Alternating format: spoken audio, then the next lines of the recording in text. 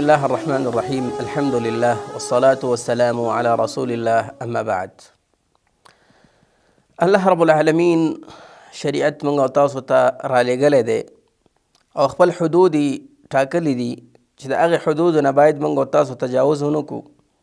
او د دې حکم هم منگا تاسو ته کړی دی چې دغې شریعت اتباع وکئ او په دې شریعت کې د ځان نه جوړ شوي شیانو نه ځان وساتئ، د بدعاتو نه ځان وساتئ. که چېرته موږ او تاسو وګورو دې کې هېڅ شک نشته چې د رجب میاشت د الله په نزد باندې دی یو خپل قدر دی، خپل یو ځای دی او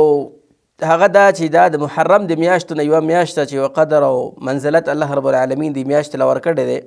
لیکن د دې دا معنا نه ده چې دا میاشت خاص عبادتونو باندې خاص کړی شي. خاص عبادتونه چې عمر کې کله هم نه کوي دې میاشت کې راټول کړي او هغه وکړي، نو دا چې کوم دی د دې میاشت د فضیلت دا معنا نه ده چې انسان پکې د ځان نه جوړ شوي عبادات هغه دې میاشت پورې خاص کړي، ځکه چې دغه خاص کول د عبادتونو یو خاص وخت پورې دا د رسول الله صلی الله علیه وسلم نه ثابت نه دی. او فضل ورکول یو وخت لا یو عبادت لا دا به هله چې کله شریعت ورکړی، فضل ورکول یو ځای لا، مرتبه ورکول، مقام ورکول یو ځای لا، یو وخت لا، عبادت لا، دا به په هغه شرط باندې وي چې کله رسول الله صلی الله علیه وسلم نه ثابت شریعت نه ثابت.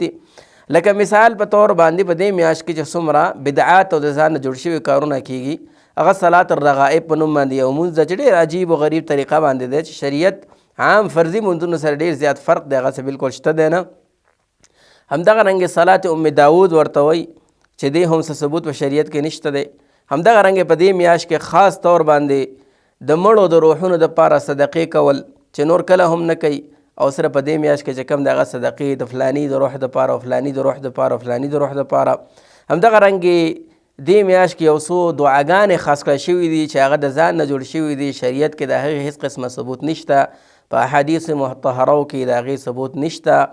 دعاګانې خاص کړی شوي دي د رجب د میاشتې په نوم باندې چې دا دعاګانې به خلک وایي، دومره به وایي، دومره به وایي، دومره اجر او دومره فضیلت او دومره ده. نو دغه رنګه بل یو عادت چې زموږ او ستاسو معاشره کې دی هغه دا دی چې دې میاشت کې د قبرونو زیارت خاص کول، خاص طور باندې دې میاشت کې د قبرونو زیارت شروع شي او بیا خبره هلته ډېره خراب شي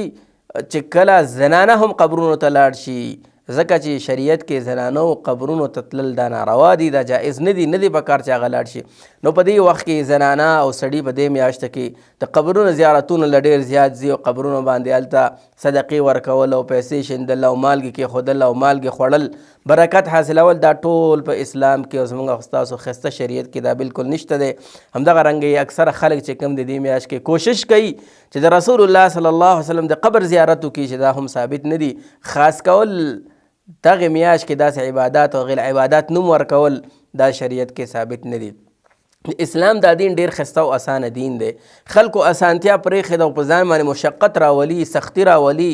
او دغه کارونه کوي، دغه طرف ته ځي، د دې نه ځان ساتل پکار دي. دغه رنګې عمره کول، عمره خاص کول په دې میاشت کې خاص عمره او د دې ډېر زیات اجر دی او ثواب دی، دا هم شریعت کې ثابت نه دي. عمره رجبیه چې کوم دی ته ویل کېږي. لہذا اسلام ډېر ښایسته دین دی. اسلام دین شریعت باید موږ او تاسو جناب محمد رسول الله صلی الله علیه وسلم نه واخلو، د صحابه کرامو نه واخلو، د قرآن او حدیث مطهرو نه واخلو. الله رب العالمین د موږ او تاسو صحیح عقیده په نصیب کړي او الله دې موږ او تاسو بدعات او خرافات نه وساتي. وصلی الله علی النبي محمد وعلى آله وصحبه أجمعين.